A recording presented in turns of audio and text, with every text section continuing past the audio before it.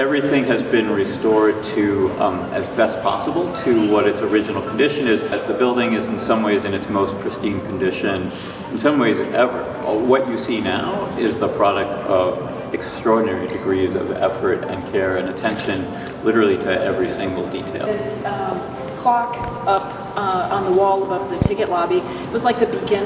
It kept the time and the pulse for the station. Here in this column, you can see sort of pitted and marked sort of deep reliefs, heavy water damage. But some of it just ran inside into various rooms and over the columns like this that led to this sort of wonderful grooved feeling. In this waiting room, it's quite the grand hall.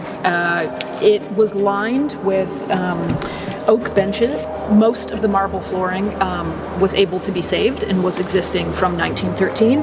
And here in this spot, you can feel the sort of grooves as people sat on these benches and kicked their feet. Whether through events, through programming, through performances, productions, exhibits, this is a space that we want to make sure is activated as much as possible for both Detroiters and visitors to really enjoy.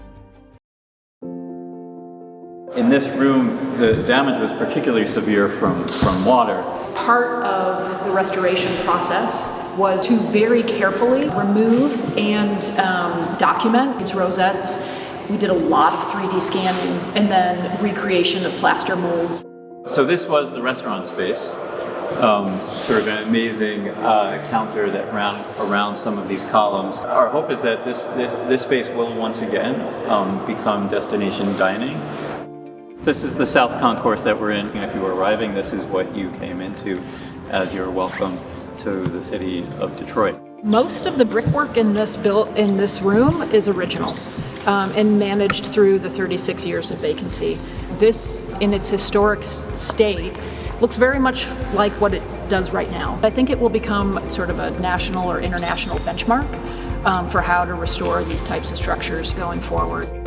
There are a handful of moments throughout the building where the original state from the period where it was vacant, but in fact the canvas for graffiti, for performances, for rage, for music, we have preserved in a handful of places that condition.